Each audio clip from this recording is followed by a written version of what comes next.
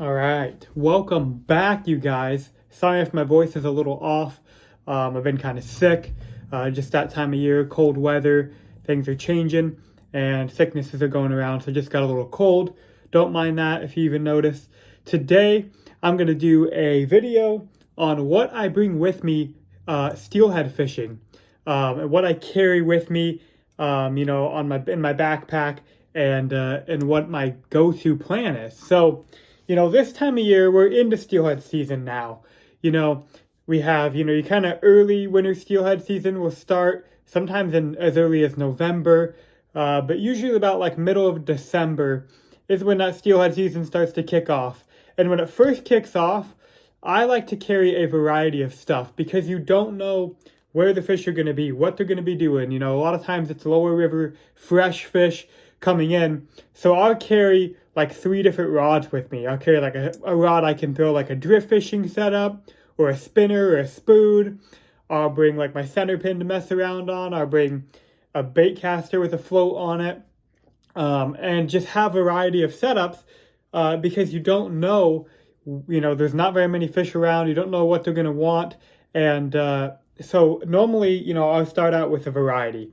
As the season wears on, I kind of start to pick out what is working and what's not working. Most of the time, it comes down to a few different things that is really being effective.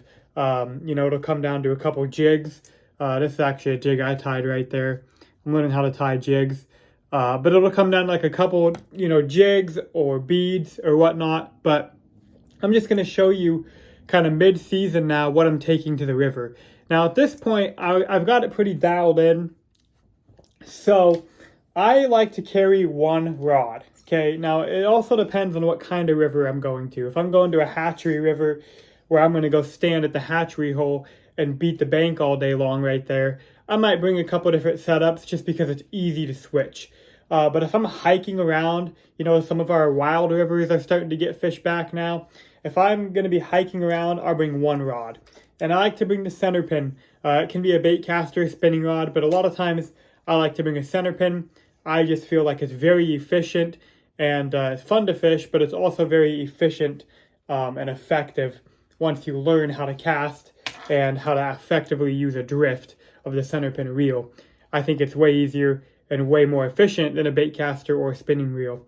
But I have other videos about that. So for the rod, I'll bring a float rod. Is really, once I got these fish dialed in, obviously you can pick up fish on spinners, you can pick up fish on spoons, but once I get them dialed in and I kind of know what I'm going to do, I'm going to be hiking around these rivers, hitting my, my milk run, my 1, 2, 3 spots, that I know fish have been in. I'm going to be rocking basically a float rod. Okay, so then under my float, I've got my backpack full of gear here. Now what I bring in my backpack, this is a Mustad backpack. It's just basically just a big open backpack, no pockets or anything. So I bring a tub. This is a Plano box. I don't know what size it's actually called, but it's just a big, deep Plano box. And all I did was I put some smaller Plano boxes, in here. So like I've got, it's actually a little Cabela's box, but a little box here, and I have like spinners, spoons, jigs, a couple jigs in there, kind of just miscellaneous stuff that I'm gonna grab on the water, right? Like I said, this time of year I'm more focused on float fishing, but if I bring a spoon or a spinner rod, I've got some spinners. I got a couple plugs in there as well in case I want to cast some plugs from the bank, or I jump into Buddy's drift boat and he goes, oh, I wish I had a plug, and I got a plug with me, right? So then I've got another one in here with some floats in there. I got anything from, your simple foam ones to your clear drift ones to little tiny fixed floats, to a bobber dogging float. I really like to carry a variety of different floats with me because, number one, you never know what the water is going to look like. I may go into a river thinking the water is going to be low and clear and I'm going to want a fixed float. And then I get there and realize that the flows are heavy and I want a bobber dog, or that I want to fish a different type of float. So having different floats can change your day. If you're using the wrong kind of setup, which I went over in the last couple videos, you guys may have seen, I went over like my float fishing setups, and I kind of explained the difference between that fixed float and then I have that one on a slip float bead rig, and you can kind of see the difference in them and the water that they're good for. So then, right now it's got a mess in here. And honestly, I kind of just throw whatever in this tub, right? When I'm out there tying up leaders or changing out gear, I kind of just throw stuff in here. So there's a random bobber. There's a bead rig with a fixed float just floating around in there. Okay, but in this tub, I also keep my line. Now, I like to carry a variety of line. This is going to be leader material, so it's fluorocarbon. I like to use the Salmon Steelhead by P-Line. Really good, strong stuff. I carry it. My highest I usually carry is 15 for steelhead. I really don't see the need going over 15 unless I'm going into a specific scenario, maybe going up on the OP, chasing 20-pound steelhead. Then I might bump it up to 20-pound. But for most of the time, I'll never go above 15. And then for those extreme conditions, you know, I've got like 8-pound, 6-pound in here for those really extreme, you know, say I'm in a hatchery hole and there's just a line of guys beating the fish up. Sometimes putting on some really light leader can get you extra bites. But most of the time, something between like a 12 and a 15-pound is going to work pretty good, especially for bitey fish. And then I have some leader rolls in here. And obviously they're empty right now. I need to tie some leaders up. But, you know, this one's one that you'd buy at, you know, a fishing, you know, tackle store, like a little foam roll. This is just like a pool noodle that I cut up a long time ago. But any kind of, you know, way to store leaders, it could be the little pips box or the leader board. But I like, you know, some kind of little roll. And I just tie up a bunch of leaders. Right now I'm out because I haven't really sat down and tied any since the last fishing trip. And I lost a bunch of leaders. But I like to tie up a good, you know, I don't know, 10 or 15 of them, you know, during the week when I'm, you know, whatever, when I get home from work or have some downtime. I sit here and tie up a bunch of leaders, wrap them on here, and then that way when you're on the river, you're not sitting there trying to tie up a bunch of leaders, you know, in between fish catches. You can just grab a new leader out if you break off, or if you catch a fish and it chews up that leader, or if you want to change beads or whatever, just grab a new leader off there, tie it on the end of your float, and you're good to go. So that's basically my main, you know, gear that I'm gonna bring. Okay, then we get into like and there is some jigs in there. Like I said, I've been tying some jigs, so I have a handful of jigs floating around in there, but I'm not a super big jig fisherman. And then I bring my bead box. Now my bead box, I've got pretty much an assortment of everything. You can start with a small collection, pick out a few good sizes and colors, but I like to bring, you know, a lot of stuff. You know, nowadays, pretty much everybody is fishing beads on the river, right? You go down and walk the riverbank, and you're going to see a lot of people fishing with beads. So I like to bring as many colors and sizes as I can to be different, because a lot of times, you know, there's a few beads in here that everyone's going to throw. These are all lured beads. I'll link them down below. The lured incognito bead, I think the best bead you can buy as far as fishability. So, you know, some people, or most people, are going to fish like your simple, you know, oranges, maybe like a cerise pink kind of a color, right? Those are going to be like your very, very generic colors that 90% of guys are throwing. So I obviously have those colors because they work. You know, sometimes a cerise bead or orange bead or just a straight pink bead is a deadly bead. But I also like to have other colors that I can mix in there, you know, and throw a little bit different looks and sizes than what other people are throwing, right? Most of the time, an aggressive steelhead is going to hit the first thing it sees, whether it's a jig, a spinner, a spoon, a bead. I believe, you know, most of the time a fresh steelhead coming in that hasn't seen anything yet is going to pretty much crush anything. But once these fish have seen drift boats go over their head. They've seen 100 beads go down by them.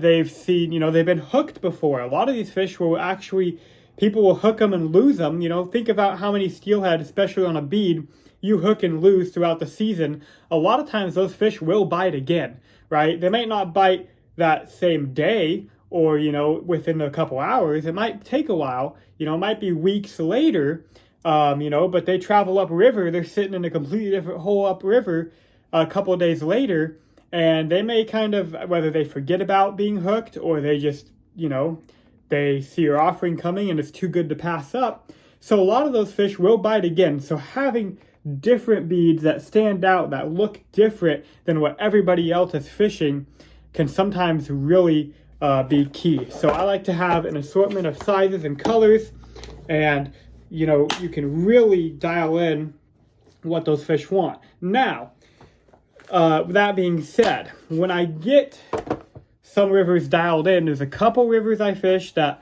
I'll get dialed in, and I really only bring a couple with me. Every once in a while, I'll go down to the river and bring my center pin rod and bring a box about this big that just has a couple extra hooks, maybe a couple leaders, and like a couple, my key colors, maybe 1 or 2 colors of beads, and that is it. Maybe a jig too on the side, but just a little tiny box. And that's all I bring with me because I got those fish dialed in, and that's what I know has been working. But sometimes that bites you, so it's good to have a lot of different assortment. Okay, and now I do the same thing with my worms. Okay, I got a little container here, a little Plano box, and it's just full of different colors of worms. A lot of these are addicted worms, but there is some like WFO worms in here as well. But there's like the addicted, the red haze, blacktail, one of the famous worms. And I kind of do the same thing with my worms. I have those generic, everyone knows the red haze. Everyone knows the blue tail pink worm, right? Everyone knows the bubblegum worms. But then I also have like some just bright, obnoxious, weird colored worms that I put weird colored jig heads on. And sometimes that's what it takes to get these fish that have been hooked before, that have seen a lot of stuff, right? But that is basically what I carry in here. Now, a few things I add on. That's what's in my backpack right now. Now, a few things I want to make sure is key. Always, always, always be safe on the river. And have some kind of plan, or let somebody know where you're going. When I head out to these rivers, especially if you're going out to like a non-hatchery river way up in the boonies, which I do sometimes, you want to let somebody know, hey, even if it's your wife, or if it's, a sibling, or, somebody, a friend, just let them know, hey, I'm going to be out on the river. If you don't hear from me, that's where I am. So that way, if something happens, somebody knows where you're at. Right?